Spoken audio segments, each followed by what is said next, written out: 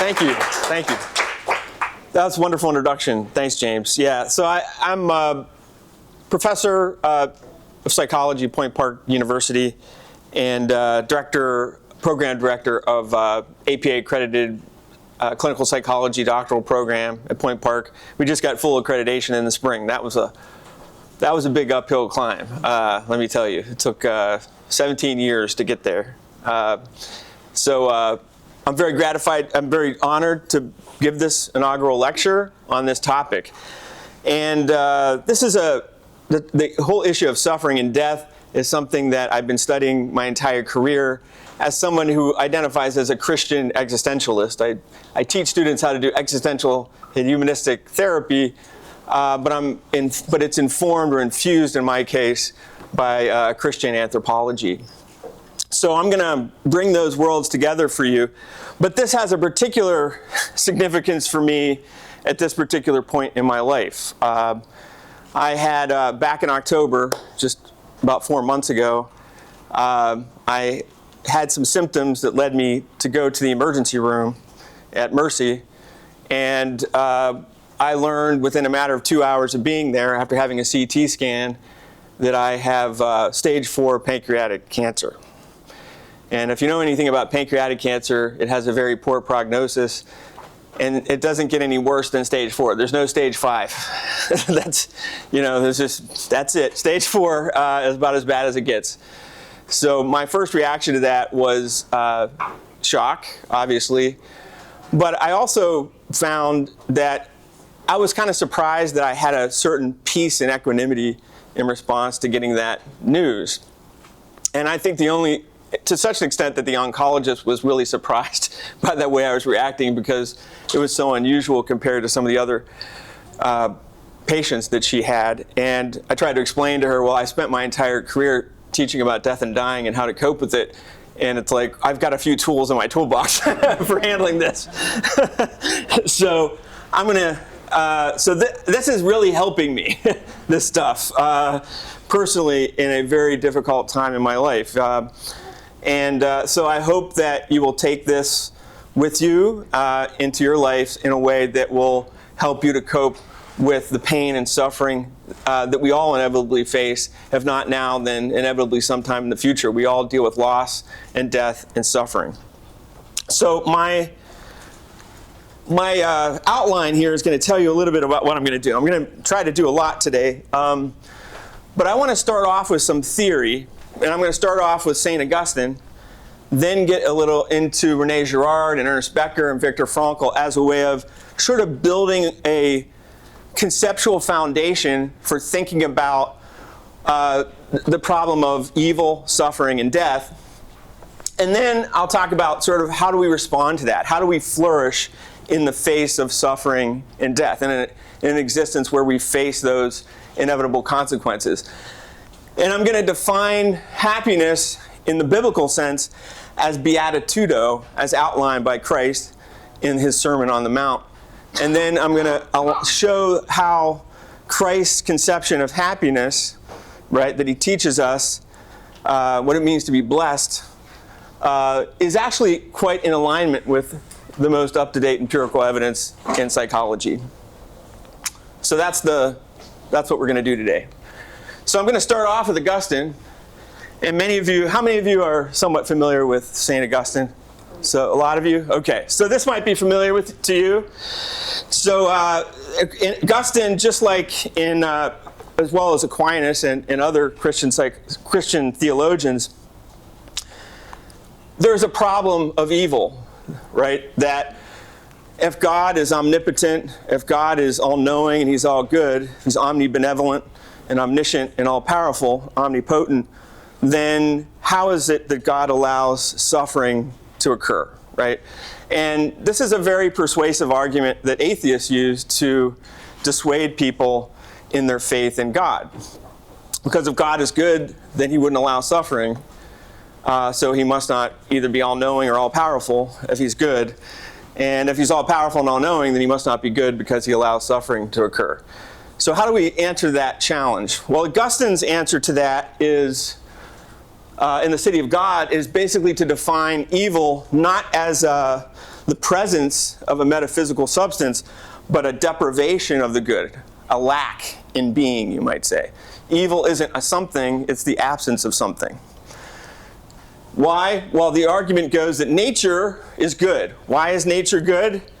Anybody? Because God made it.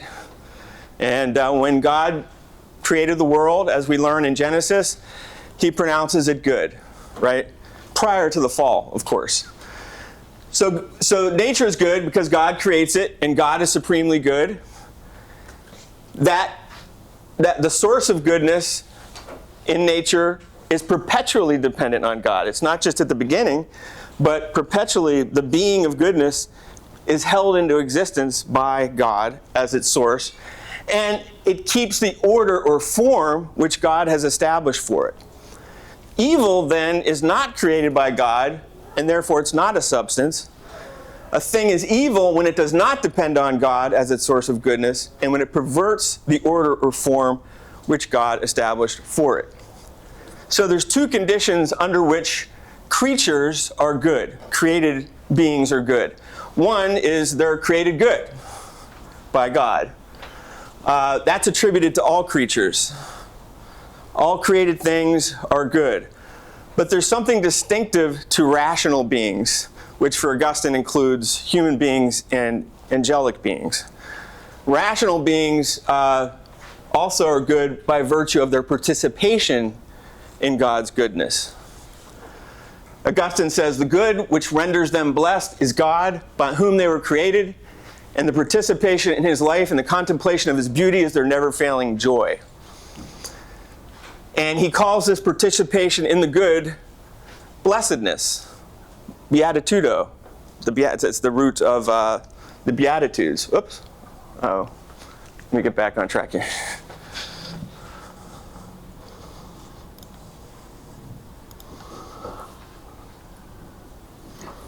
Okay, there we go. The good which renders them blessed is God, by whom they were created, and the participation in his life and the contemplation of his beauty is their never-failing joy. And this participation is called blessedness, felicity, or beatitude, where rational creatures are blessed because of their participation in God's goodness, but they're wretched when they're deprived of their participation in him. So from this, Augustine follows that there are certain consequences to sin, which is a withdrawal of our participation in the goodness that God, participation in God's goodness. In order for rational beings to become blessed, or to gain blessedness, to achieve the highest good, they must be perpetually and fully dependent on God as the sole source of good. And this total dependency requires humility and obedience. Think about this for a second in terms of the messages that in mainstream culture right now. Humility is not, a highly promoted virtue. What'd you say, right?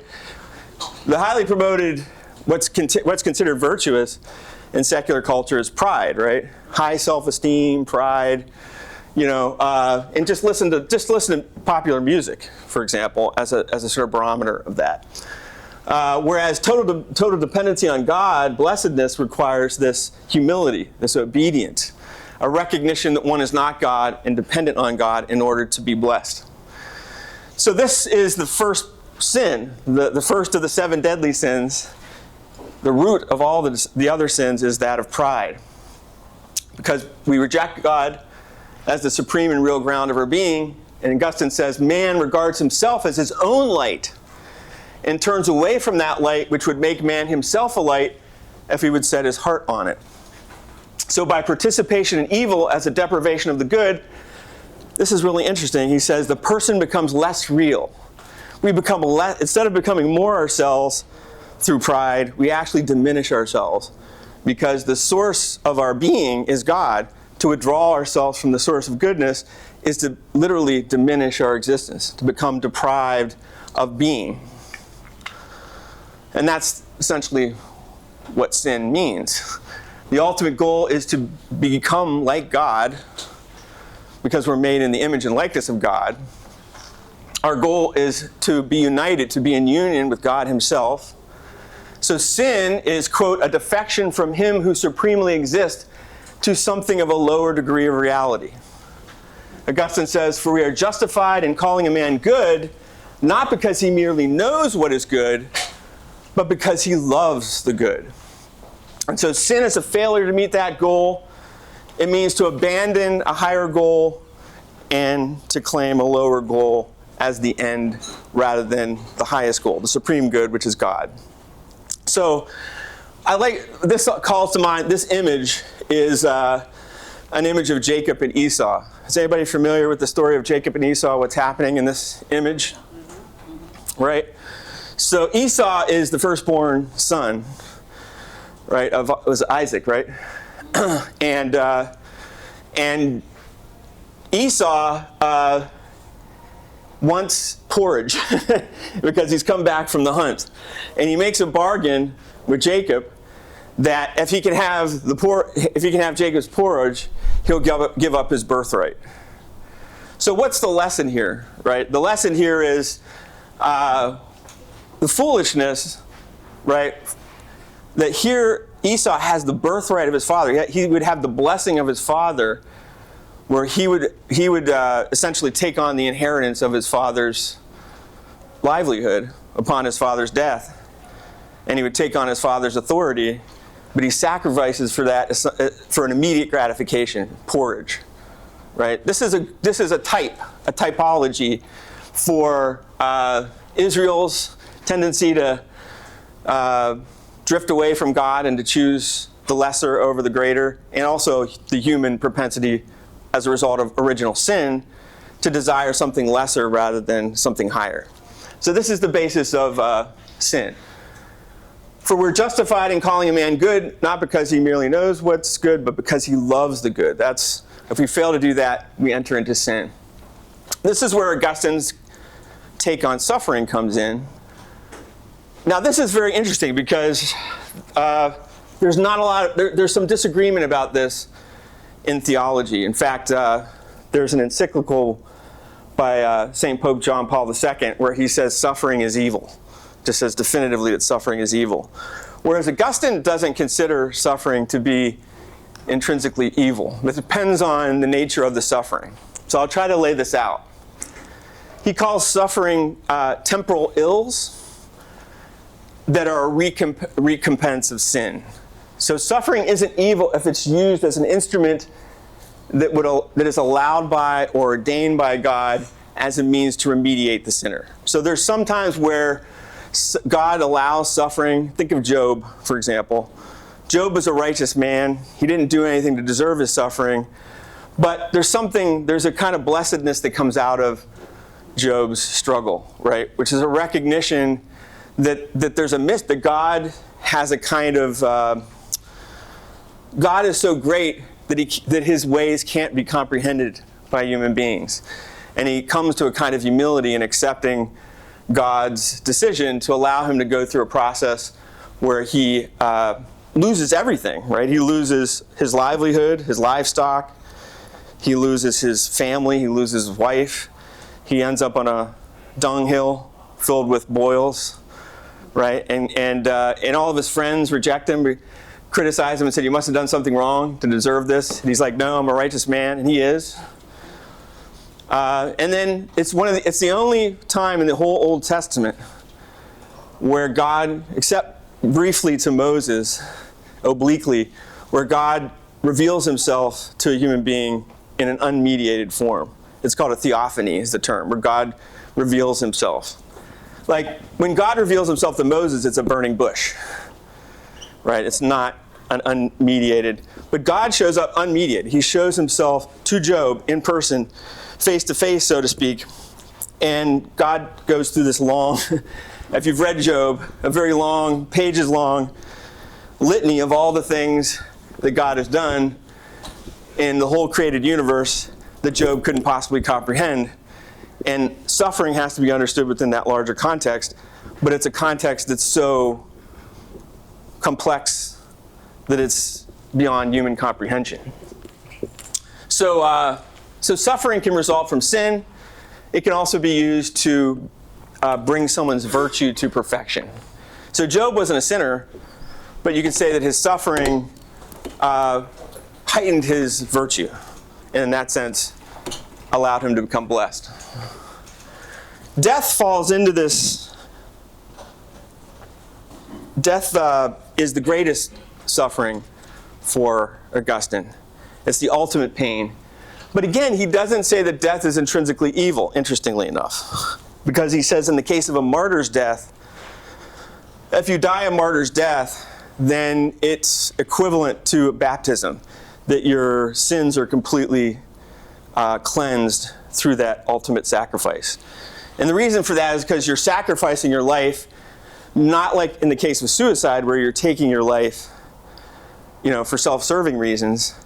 You're giving your life for God. You're sacrificing everything for the highest good. So two things, in both cases, a person is sort of making a decision that will cost them their life. One is for the sake of the highest good. The other, for one's ego, for one's pride. And so the other thing he mentions is that bodily pain, this is very interesting, operates as a good to the extent that it represents a sense of striving to overcome extinction. In other words, pain serves an important function.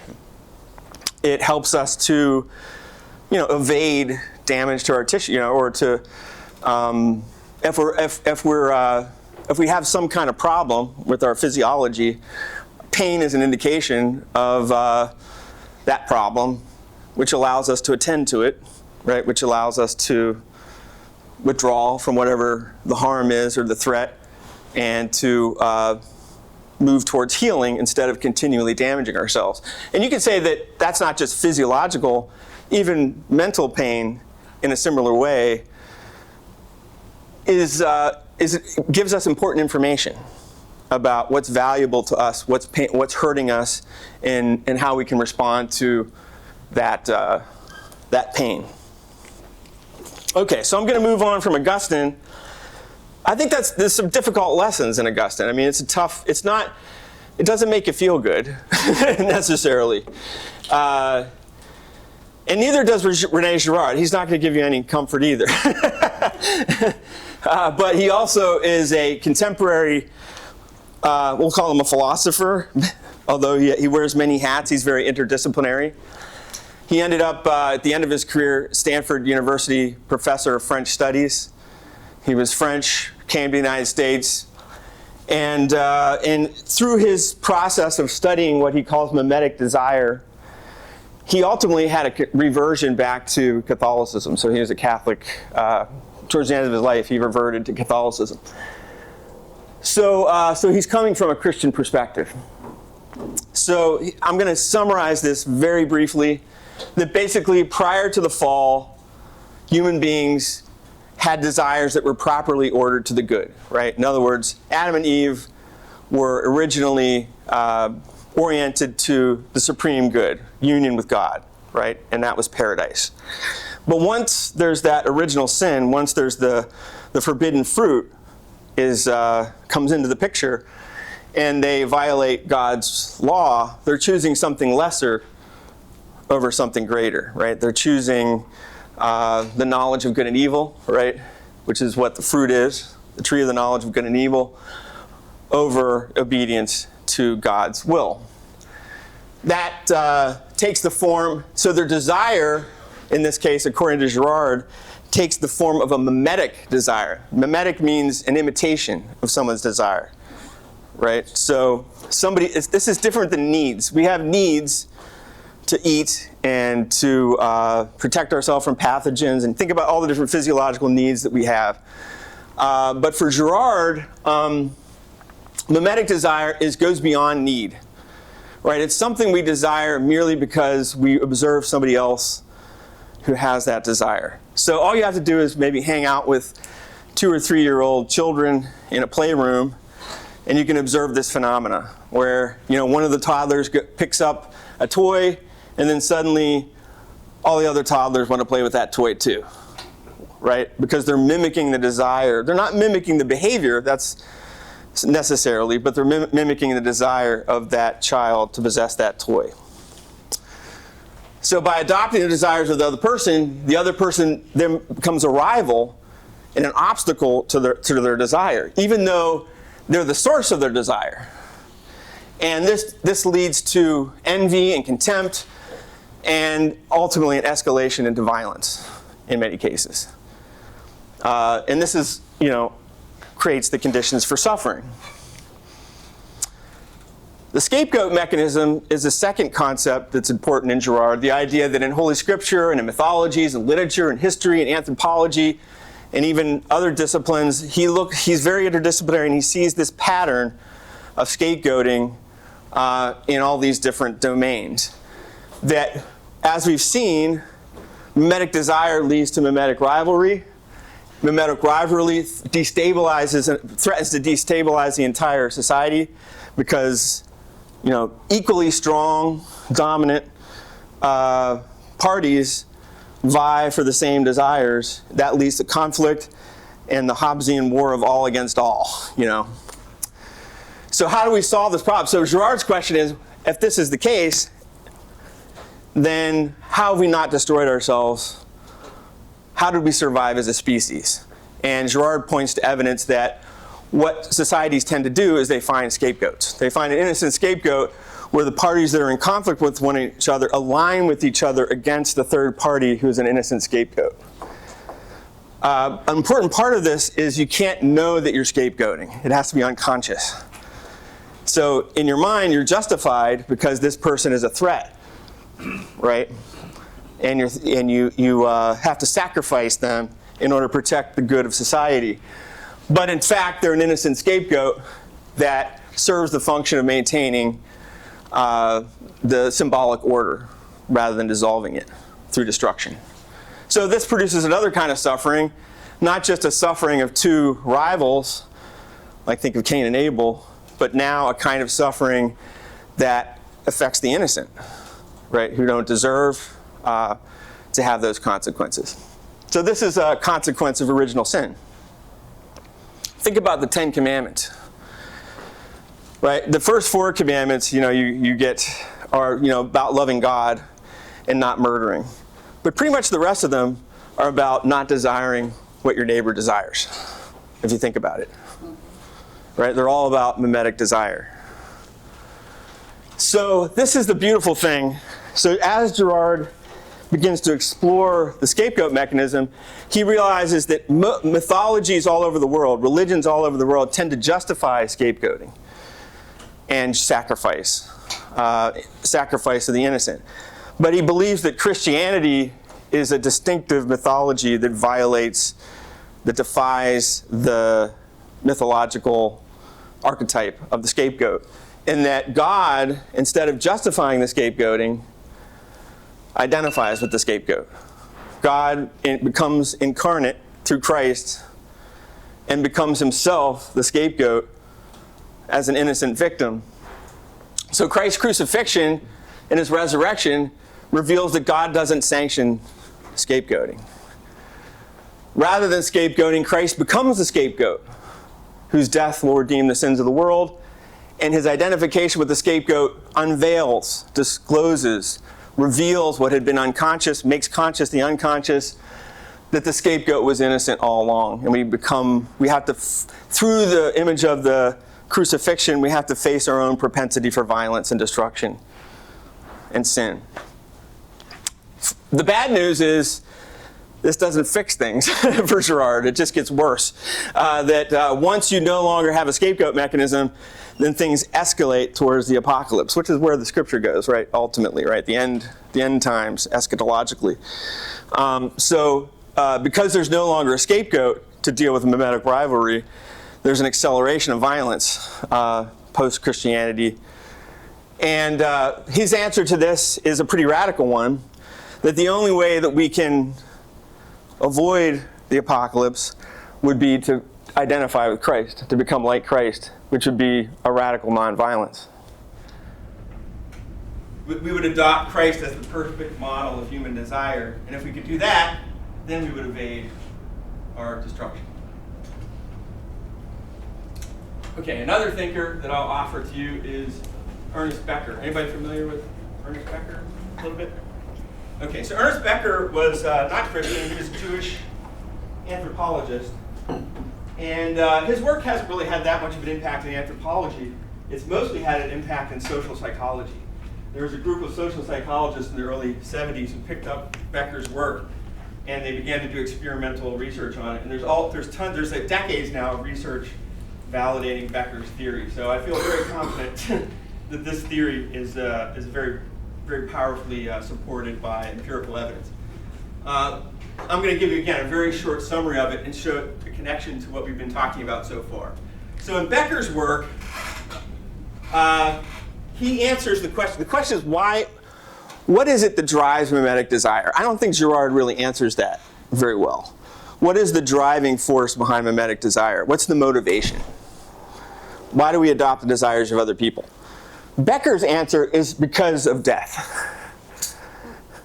That basically, death is, if we're aware of our death, then that leads to kind of a terror and that we can't cope with. You know, it would be a debilitating anxiety if we were always aware of our death.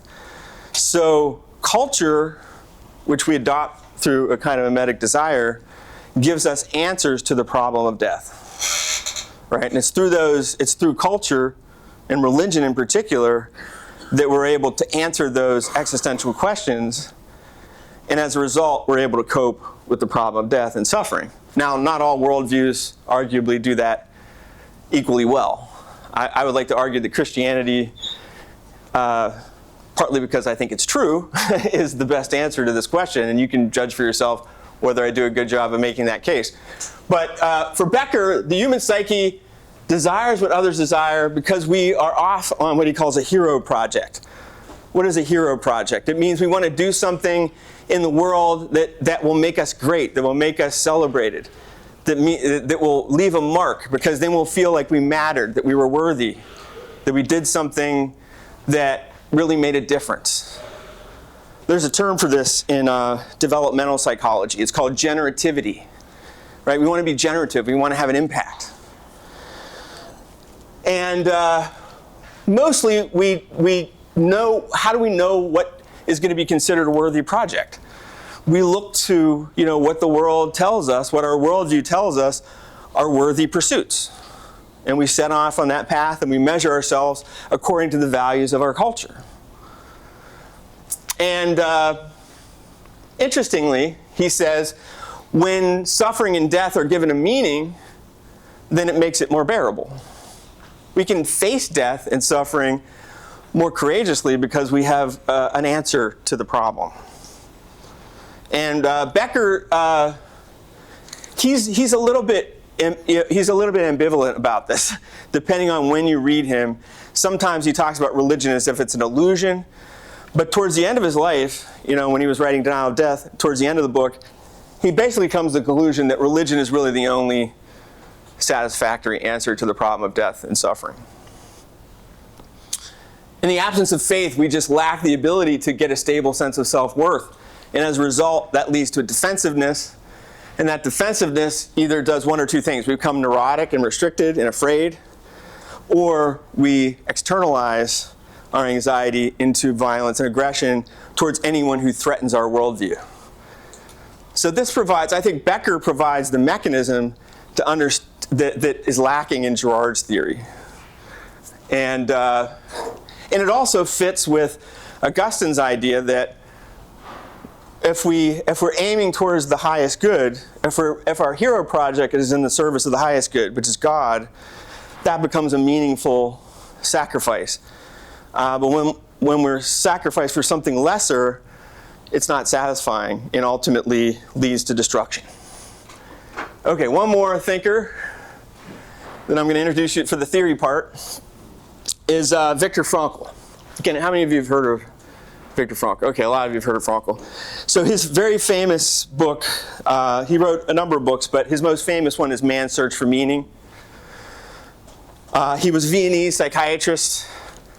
He called himself the third Viennese psychiatrist after Freud and Adler, Was it Freud and Adler? Anyway, he survived the Holocaust as a Jew. He was in Dachau and Auschwitz. His wife and children died in the camps. And he becomes famous in Man's Search for Meaning for basically saying that the only valid form of motivation in life is a motivation to find meaning. And one of the ways that we can find meaning is through what he calls unavoidable suffering, which is puzzling. Like, why should suffering provide meaning at all? So this is what I want to explore here. So he says some desires that motivate us are misguided. There's some kinds of desires that lead us down the wrong track. What kinds of desires lead us down the wrong track? Well, ones that we can find in the temptations of Christ in the desert.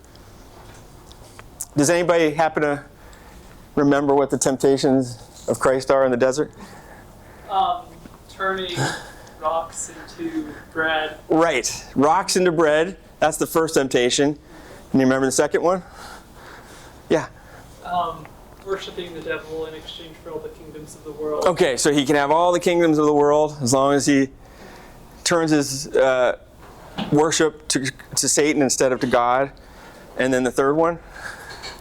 Throwing himself from the temple as a test of God's care for...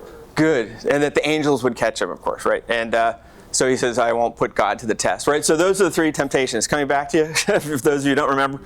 Okay, so traditionally, this is very interesting because I don't think Frankl had that in mind. He's a Jew. I don't think he had the Gospel of Matthew in mind or when he was thinking of this. But interestingly enough, he talks about misguided desires that seem to really align themselves with Christ's temptations in the desert.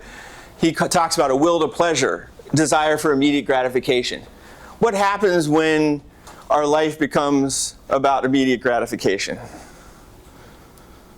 I'm going to eat as much as I want. I'm going to take as much drugs as I want. I'm going to drink as much as I want. Have as much sex as I want. Does that make for a virtuous, flourishing person? No, it leads to addiction, right? You become enslaved to those desires, right? And they end up becoming an impediment rather than a way to flourishing. Power, the will to power. By the way, turning the stones into bread, that's desire for immediate gratification. You can have all the kingdoms of the world. You can have all the power. All you have to do is worship Satan. Well, you can say, well, the downside, when power becomes an end in and of itself, by the way, there's nothing wrong with pleasure. Pleasure's good, right? Power is good. The problem is when they become an end in of themselves rather than the service of the highest good, which is God. Or in the case of Frankl, he would say the will to meaning. When power becomes an end in of itself, it becomes merely a form of domination over others. And that's destructive. And then honor is the third one. So Christ is taken to the top of the temple, a place of honor, right? And he's given the temptation to take honor over subservience, obedience to his Father. And he rejects that. So honor is a temptation as well, right? We want to be admired by other people. But that's a danger, isn't it? Right? Because there's times when we may need to sacrifice our honor because the very thing that people are honoring us for could be something that takes our eyes off of the highest good, right? I might sacrifice the highest good in order to be able to be liked and accepted and celebrated by other people. Sometimes we have to be stigmatized. And persecuted rather than honored. So for Viktor Frankl, our primary motivation is this will to meaning. So what does he mean by will to meaning? The way Frankl lays it out, he says it's having a vocation, doing some important project. It could be a hobby, it could be a job that you have, but some kind of meaningful work. Love, through loving relationships with others, and then finally through unavoidable suffering. This could be translated in Christian terms, theistically, as, does our work, are we doing our work in the service of a vocation? Are we fulfilling a calling from God? That's going to give us a sense of meaning. The two highest commandments, according to Christ, right? Loving God with all your heart, all your mind, right? All your soul. And love your neighbor as yourself, right? The two highest commandments. All the other commandments are subsumed under those two commandments. So love, in the biblical sense, is loving God and loving your neighbor as yourself. And then discovering meaning in suffering, how do you do that? By the way, Frankl never really explains why unavoidable suffering should lead to meaning. I think he doesn't clearly explicate that. But Christianity has a very clear answer. That suffering is meaningful because it's redemptive. Suffering is redemptive. In what sense? Here's what Frankl says. In some ways, suffering ceases to be suffering the moment it finds a meaning, such as the meaning of a sacrifice. Interesting. Why would a sacrifice be something that's meaningful? Christianity makes this explicit. In baptism, that's the beginning of a lifelong project of sanctification, right? You're baptized, you're cleansed of original sin. That's not the end, right? We have to persist in the process of sanctification. How do we do that? Well, human beings join in through participation, as Augustine says, in the redemptive work of God. And how do we do that? Well, when we do that, we help ourselves and other people to attain salvation, both on earth, and if you're Catholic, in purgatory. I guess if you're not Catholic, you don't believe in purgatory, you could leave that part out. But the notion of redemptive suffering is not confined to the crucifixion of Jesus. Jesus is not the only person who can be redemptive in their suffering. When we join our suffering to Christ, then we can share in the redemptive value of Christ's suffering. We can join our suffering to His, and that's how we can participate. It's one of the ways that we can participate in the supreme good of God's creation. All right. So you follow me so far? Okay. All right. So now, so far we've just been talking about suffering and death. This has been a very difficult journey so far. There's not a lot of consolation here, is there? A little bit in Frankl, right? Because Frankl tells us, we can find meaning, and that feels kind of good, but where's the flourishing here? Right? The theories we've looked at so far doesn't point us into where sacrifice, for example, as a result of suffering, can lead us to flourishing. So that's what I want to do in the second part of this talk, is show you how Christ points the way to what he calls beatitudo, right? Beatitudo in the Cambridge Dictionary is defined as complete happiness that comes from being blessed or made holy by God. In my own work, influenced by a Canadian psychologist, Paul Wong, I identify 4 types of happiness. There's hedonic, maximizing pleasure, minimizing pain. How satisfied are you with your life would be a question you might ask to discover hedonic happiness. Prudential happiness is active and agentic engagement with life and achievements. Eudaimonic happiness, fulfillment of a virtuous life, integrating character strengths that are necessary for realizing the good life. And then finally, chironic happiness, which is experiencing life as a blessing or gift, which is associated with feelings of appreciation like awe and wonder and gratitude. You can combine these to get higher order levels of happiness. For example, hedonic and prudential happiness has been conceptualized as the pleasant life, or the eudaimonic combined with the chironic as the meaningful life, more in line with Frankl's conception of the good life. And in my work, I've argued for a consummate form of happiness that I call the joyful life, where it's chironic, eudaimonic, prudential, and hedonic all at the same time. So this is where I think we're not just talking about suffering, but we're talking about a life of suffering that also includes the possibility for joy, genuine unconditional joy, even in spite of suffering and death.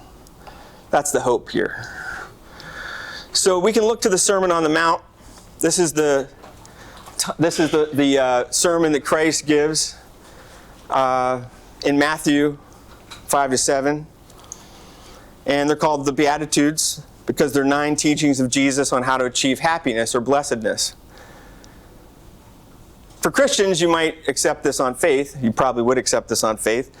But I also want to convince skeptics. And so I turn to psychological science. And the facts are friendly. So these are the Beatitudes, if you're not familiar with them. Poverty of spirit, mourning, meekness, hunger and thirst for righteousness, mercifulness, purity of heart, being a peacemaker, and being persecuted for righteousness' sake and for the sake of Christ. So this is, I want to pause for a minute and just stop and encourage you to think about how counterintuitive these lessons are for living a happy life. Like if we did a mic on the street kind of thing, if I just went out on the street in Oakland and I just held a mic to people and said, what do you think are things that will make you happy? What do you think people would say? What would be the most likely things? Lamborghini. Yeah. Anything else? Job. Money. Getting what I want. Getting what you want. Right. So, do you think people would say poverty of spirit? How many people would say mourning? That's what I need. I need more mourning in my life in order to be happy. This is the most counterintuitive list that you could possibly come up with as an avenue for happiness. But if you're a Christian, you believe God came down in the form of the second person of the Trinity, the Son, comes incarnate in the flesh. And his most important teaching, the Sermon on the Mount, which is the most sustained lesson in all the scriptures, is this. How rarely, though, do we hear these lessons imparted even among Christians? And yet, for Christ, this is the key. Poverty of spirit. Blessed are the poor in spirit, for theirs is the kingdom of heaven. Let's interpret that. I interpret this to mean recognition of one's dependency on God. I'm poor in spirit because I'm not enough. I cannot find happiness on my own. Right? I'm indigent. I'm dependent. I'm poor in spirit because I need God in order to fill me up. The God-shaped hole in the heart, that C.S. Lewis talks about. And so the question that you could ask, and this is an empirical question, if somebody is religious or spiritual, does that predict greater happiness? Does it predict hedonic, eudaimonic, and or chironic happiness? And basically, the answer is yes to all three. That basically, when we look to the scientific literature, we look at the highest standard would be meta-analyses, where you take all the published and unpublished data you can find and aggregate them and do a final analysis. So here's a meta-analysis, 256 studies. This was published in 2022, and they found a positive and significant relationship between religion and spirituality and life satisfaction. That's consistent with previous meta-analyses, and this effect is stronger in countries with more difficult conditions. And especially when you pair it with greater social support, respect, purpose, and meaning. Another longitudinal study with 1,500 participants between 1990 and 2005 in Germany found that when you control for all the confounding variables, that religious activity predicted long-term gains in life satisfaction. So religion makes you happier on the whole, on average. What about eudaimonic well-being? Well, somebody did a study on eudaimonic well-being, meaning in life, and they found that it partially mediated the relationship between hedonic well-being and daily religious and spiritual experiences. In other words, that relationship that we just saw between a kind of hedonic happiness, satisfaction with life, and religion is mediated by virtue, by having a sense of meaning in life.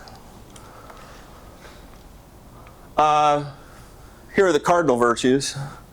Prudence. Religion and spirituality is significantly and positively related to wisdom.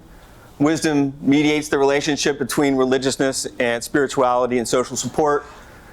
Justice.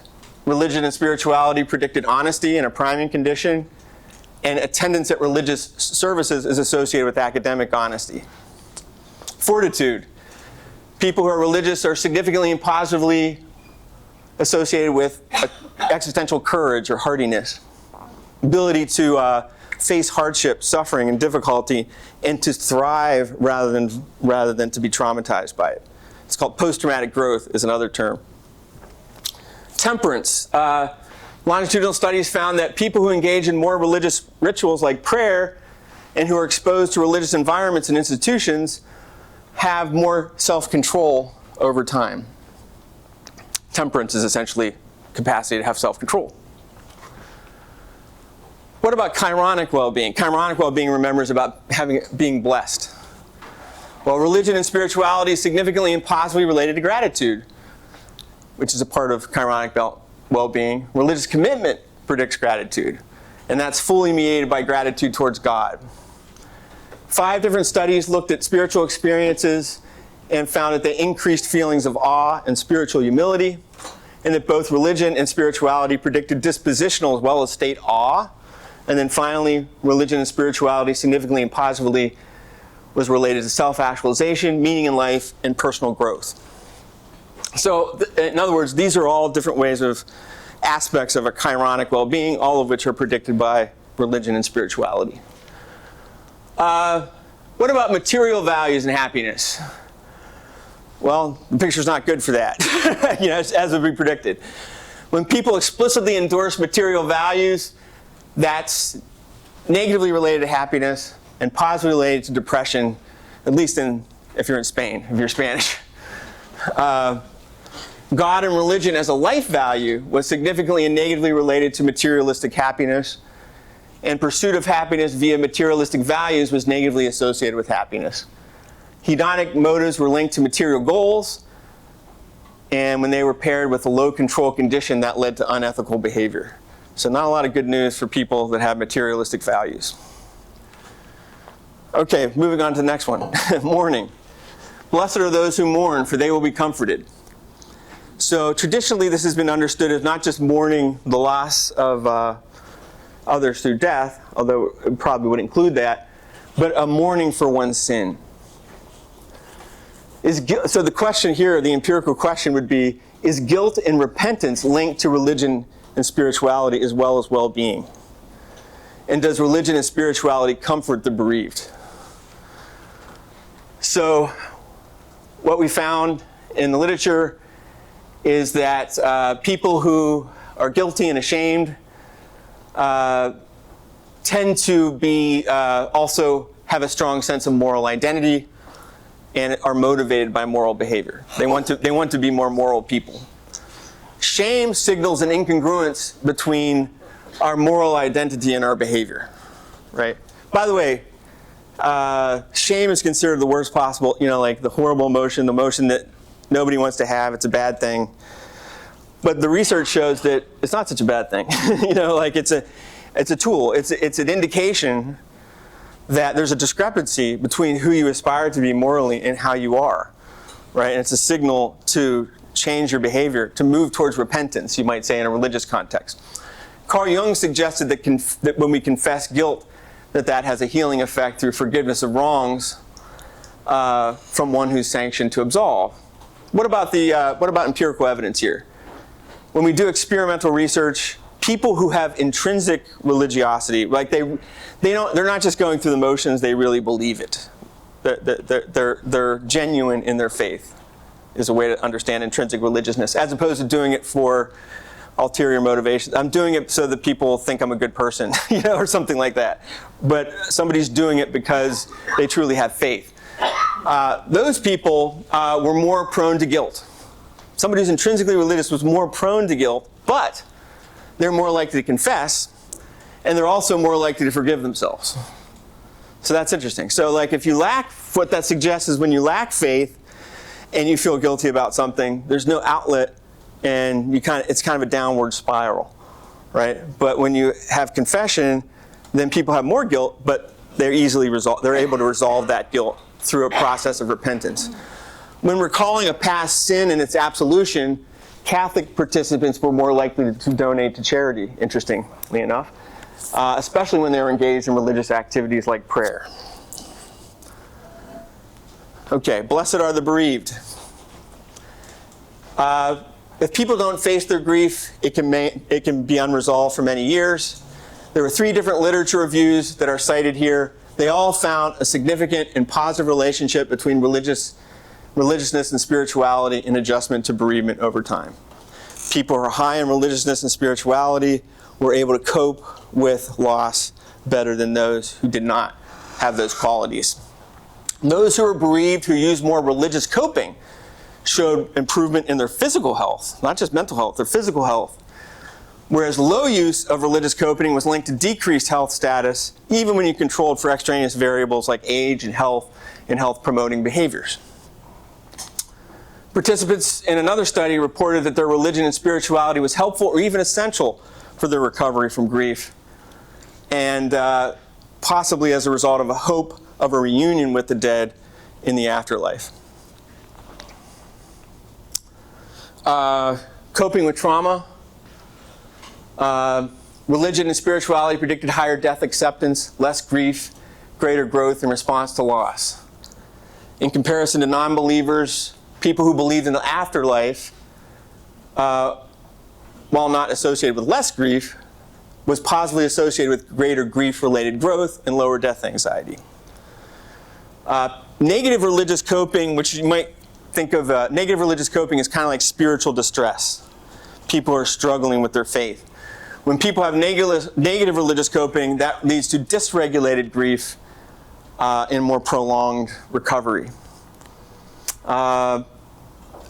We find that when people are higher in religion and spirituality and they experience trauma, they're more likely to experience growth as a result of that trauma rather than post-traumatic stress symptoms.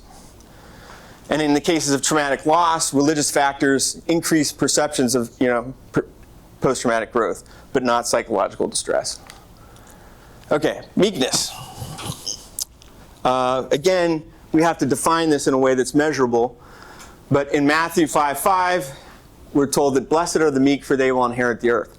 So I'm translating this as into the following empirical questions. Is religion and spirituality related to the virtue of humility? Is humility associated with happiness? And I'll just jump ahead. And the answer is yes. 2014 study, people who are higher in humility were also higher in agreeableness and emotional stability, and they were less narcissistic. In psychotherapy, as people increased in measures of humility, that corresponded to their improvement in their symptoms of psychopathology. And it reduced experiential avoidance, an attempt to sort of avoid painful emotions. Humility allowed people to stay with their pain and their discomfort, maybe with their own shortcomings and their failures and things like that, and work toward overcoming them.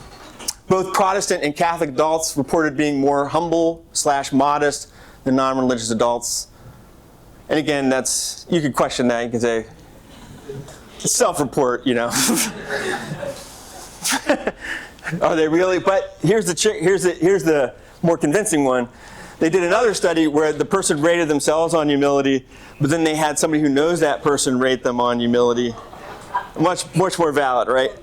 So in that case, they found that, again, religion and spirituality was associated with humility, even when other people rated that person.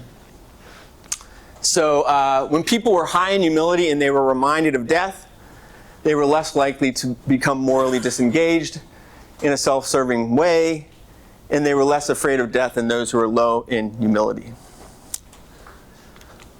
All right. So far, this idea of pursuing the highest good that God promises will give us beatitudo, the science is kind of backing it up, right?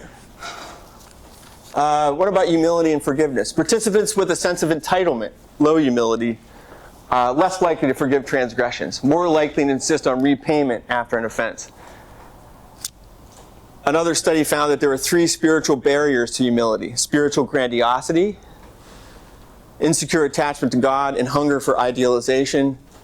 And then a study from 2018, when people were primed to be more attuned to their potential to have humility, and they were criticized for their beliefs, either their social attitudes or their religious beliefs, they were less retaliatory if they were religious participants.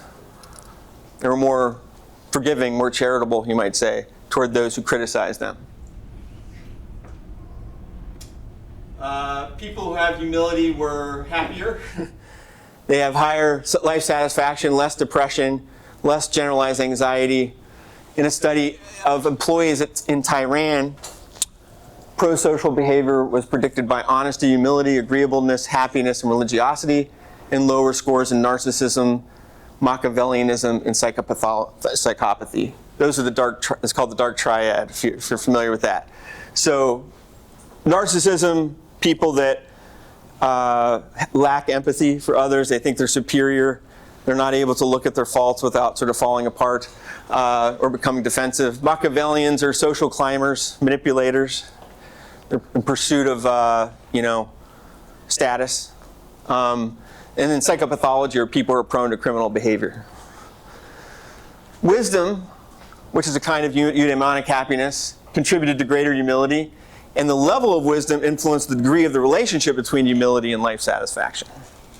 So again, a lot of evidence here. And then, again, chironic happiness. Humility is associated with chironic happiness. Humility and gratitude mutually influenced each other based on both experimental and diary studies. And then writing a letter of gratitude increased state humility, and baseline state humility predicted the amount of gratitude that people felt after writing a gratitude letter. And studies from 2020, one study from 2020 again found that humility reduced anger and aggression. All right, so moving on to, we're getting there. So hunger for thirst and righteousness, Matthew 5:6. Blessed are those who hunger and thirst for righteousness, for they will be filled. So the empirical question here is religiosity and spirituality positively related to moral identity and pro-social behavior? And another question could be, is moral identity and behavior associated with happiness? And we found that religion's moral influence on pro-social behavior hinges on the degree to which religion is integrated with one's identity. This is a big one, right? Because it's not enough just to be religious, but it has to be really integrated into your identity. You can think of like identity, some identities are more on the periphery, They're not central to who we are. When religion is more central to our identity, it's a better predictor of pro-social behavior. When people have high ability to engage in moral reasoning, they have mature moral reasoning, they have better identity integration, and they're more intrinsically religious. Self-reported altruism is positively correlated with intrinsic religiousness, but not extrinsic or what's called quest religion. Quest religiousness is people who are looking for a religious faith but haven't found it yet. And people with extrinsic religiousness, they have a religion, but they're not really that into it. They're engaging in the social aspects of it and rituals, but it's not central to their identity. Adolescence. In the case of adolescence, moral identity mediated the positive relationship between religious commitment, increased empathy, and reduced aggression. And also religious commitment and involvement contributed to the development of moral identity. Morality and happiness. So does being moral make you happier? I love these studies where they give people money or they give them candy, and they can eat it themselves or buy something for themselves, or they can give it away. And then they measure the emotional impact of that behavior.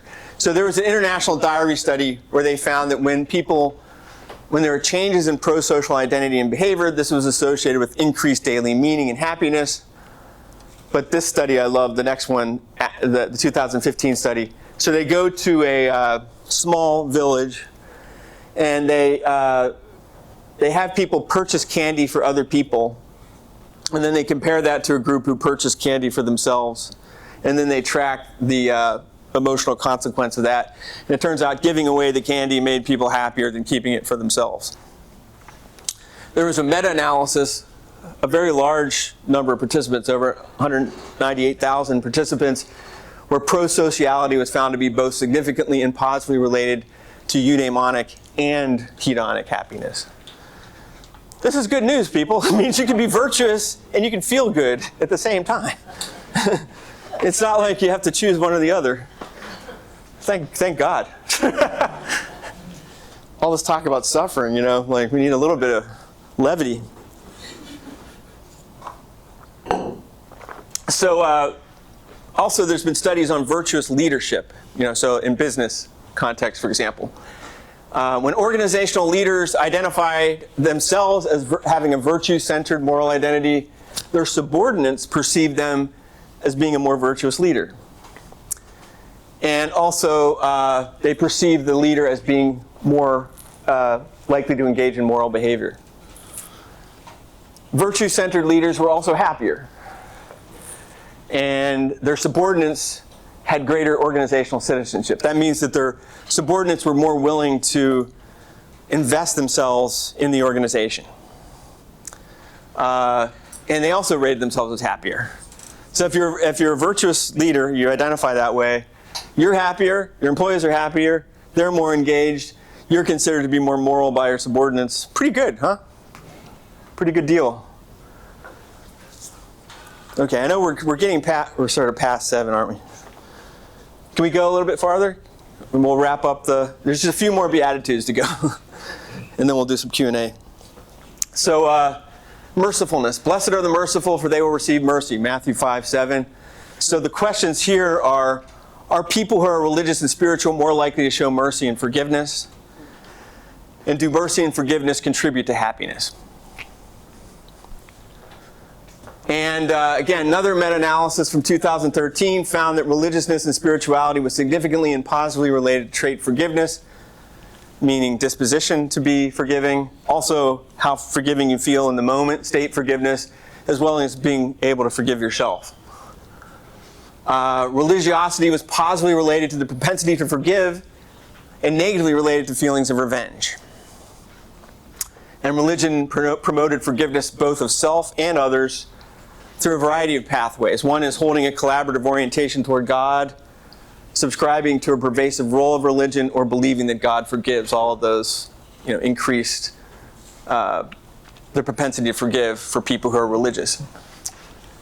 And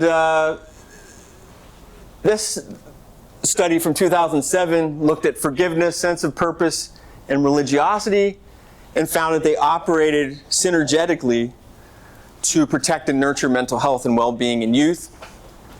And 2006 study looked at people can recognize that there's such a thing as sin and evil and destructiveness, but if people believed in divine forgiveness, it protected them from psychiatric symptoms that result from a realization of human sin, evil, and destructiveness. A study looked at outpatient psychiatric patients, and they found that gratitude and forgiveness was positively associated with 3 different measures of well-being. And then finally, in a study of older adults, religiosity mediated the relationship between forgiveness and meaning in life, whereas revenge and avoidance was negatively correlated with meaning in life. What about forgiveness and happiness? Among university students and adolescents, forgiveness was significantly and positively related to subjective happiness, and this relationship was especially strong among theology students. Any theology students in here? In a study of students in Turkey, forgiveness increased life satisfaction, whereas ruminating over an offense, I'm going to get them, that decreased life satisfaction. Forgiveness at work was associated with employee happiness. Short-term hedonic happiness was increased with forgiveness, and it did this by reducing negative thoughts about the transgressor. And then finally, eudaimonic happiness was enhanced over the long term through the practice of forgiveness. I'm going to skip over this one. Forgiveness, morality, and happiness. So we looked at a study in 2020, looked at early and middle school adolescents, and they found that higher scores in forgiveness, gratitude, and happiness had a direct positive relationship with pro-social bystanding behavior, and pro-social behavior had a positive effect on human strengths and happiness. And then, as I mentioned earlier, there's a connection between religion and post-traumatic growth and forgiveness. These studies all show that forgiveness enhances that relationship. In other words, when people are more willing to forgive, they're less likely to have post-traumatic stress and more likely to grow as a result of going through, a traumatic event. And then purity of heart. This is a tough one, by the way. Purity of heart. Blessed are the pure of heart, for they will see God. How do we define pure of heart? I have to sort of define this in a way that has some parallels within a psychological construct that's actually been studied in the research literature. So there's a couple ways that we can define this. One is ego integrity, clarity of self-concept, how clear I am about who I am, and see how that's related to religion and happiness. We could also look at authenticity is another way of talking about this, or congruence and its relationship to religiousness and happiness. And then we can ask whether our moral emotions like shame and guilt and forgiveness related to ego integrity. So I looked at that, and there was a study of Christian university students, and those students who had a more mature religious ego identity were higher in subjective well-being. And then in a study of Pakistani Muslims, afterlife belief and ego integrity reduced the impact of death anxiety if they were intrinsically religious. And then self-concept clarity helped to nurture a self-construal, an understanding of self that's balanced and growth-oriented both towards self and others, and that predicted greater psychological well-being as well as higher self-esteem. What about authenticity? Same thing. Did a big meta-analysis in 2020. People who were higher in authenticity were higher in well-being, and they were more engaged. People have a personal sense of uniqueness. They accept their own existence. Were more rated themselves as being more authentic and as less self-alienated. And self-alienation was negatively related to happiness. And that self-alienation explained the relationship between somebody's personal sense of uniqueness and their happiness. Existential authenticity in another study was related to hedonic and eudaimonic well-being and was unrelated to distancing from one's own culture. I think this is very interesting, right? Because sometimes we think of authenticity as sort of distancing from your culture, right? As like being detached from your culture or your tradition. But this research shows that you can be authentic and still be rooted within a tradition. Even in collectivist cultures, greater authenticity predicted better life satisfaction and psychological well-being. Okay, so, and then finally, chironic happiness. Dispositional awe, which is a type of chironic happiness, was associated with authentic self-pursuit. And when you induced experiences of awe, it motivated participants to engage in authentic self-pursuit. Self-transcendence, like this idea of moving beyond myself, to identifying with a world beyond myself, mediated the relationship between awe and authentic pursuit and predicted greater tendency to engage in pro-social behavior, but only if the pro-social behavior was authentic. I'm going to skip over that one. And then congruence is another way of defining sort of personal integrity or purity of heart. And here it refers to a personal disposition in which one's idealized and actual self, in other words, your identity and your behavior, are more integrated and aligned. And basically, people who are more congruent are higher in well-being, and they have fewer mental health problems. A 2021 study found that in college students, there was a positive relationship between moral identity and subjective well-being, and that was dependent on the person's identity commitment quality. how much they internalized their moral beliefs. And I'll skip over that one. Okay, let's do the peacemaker. So blessed are the peacemakers, for they will be called children of God, from Matthew 5:9. So here, is religion and spirituality related to peacemaking capacities? Does religion and spirituality predict less dysfunctional anger and aggression? And then are peacemaking capacities and less frequent anger and aggression related to happiness? Those are the three questions here. And so there was a study of prisoners in Texas, and when they had higher religiousness and spirituality, especially when that was promoted by existential belief in the meaning and purpose of life, they had less emotional states, and they were less likely to intend to engage in aggression. In the general population, religion and spirituality has been linked to decreased verbal aggression. A peacemaking personality correlates with extroversion, openness to experience, and agreeableness. And agreeableness has been found to be related to religion and spirituality. So that's a peacemaking capacity. And then eudaimonic well-being, being more virtuous, contributes to the development of peacemaking capacities, and religion and spirituality helps to nurture eudaimonic well-being. So how does religion influence peacemaking? Glazier looked at qualitative research that indicates, quote, religious leaders and religious people are often credible peace brokers who are respected in their communities, have ready access to cultural peace-promoting concepts like reconciliation and forgiveness, and may be motivated by nonpartisan factors like fulfilling religious obligations or furthering God's will. There's a survey of 171 international peacemakers, and they found that religion influences peacemaking in at least two non-mutually exclusive ways. A, promoting religious individuals to engage in peacemaking, and B, through the use of religious tactics by those engaged in peacemaking. And these means influence commitment to continued peacemaking, and they provide markers of success for peacemakers and provide hope for success in the future.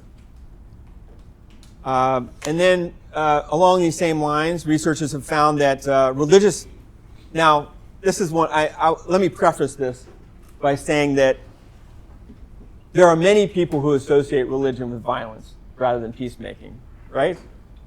And in particular, fundamentalist forms of religion, right? You might call extreme fundamentalists is maybe some of the language that's used. But here's an interesting thing. When you take people who are religious fundamentalists and put them in an experimental study, and you prime them with thoughts of death, this is influenced by Ernest Becker, by the way. You prime them to think of thoughts of death, they're more prone to be hostile toward outgroups. People who have different religious beliefs. But if you take those same religious fundamentalists and you prime them to remember the principles or values of compassion that are espoused by their religion, if you remind them of that, they're actually more prone to endorse peacemaking strategies using the same reminders of death. For example, when primed to consider Jesus' teaching on peace and compassion, Christians were more likely to reject extreme military intervention. And then this is not going to be too surprising to everybody. Anger and aggression are not good for your well-being, generally speaking. When we look at psychiatric patients, clinician-related anger severity predicted poor functioning and lower life satisfaction. In the general population, trait anger and irritability and aggressiveness are related to lower life satisfaction. Even among university students, higher life satisfaction was linked to having better control of anger. And then research on maturity in terms of age is associated with an increasing ability to control one's anger and improvement in the quality of life. And then adolescents exhibit lower quality of life and less satisfaction when they're prone to aggression, anger, and hostility. And then these studies, I'm not going to go through all of them in detail, but all these studies show that there's a relationship between agreeableness and happiness. And as I mentioned earlier, agreeableness is considered a peacemaking capacity. People who are more agreeable are more prone to seek for reconciliation and to avoid conflict. And there's a relationship between agreeableness and happiness, positive relationship.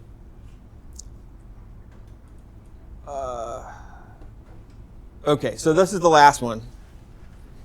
Persecuted for righteousness' sake. Blessed are those who are persecuted for righteousness' sake, for theirs is the kingdom of heaven. Blessed are you when people revile you and persecute you and utter all kinds of evil against you falsely on my account.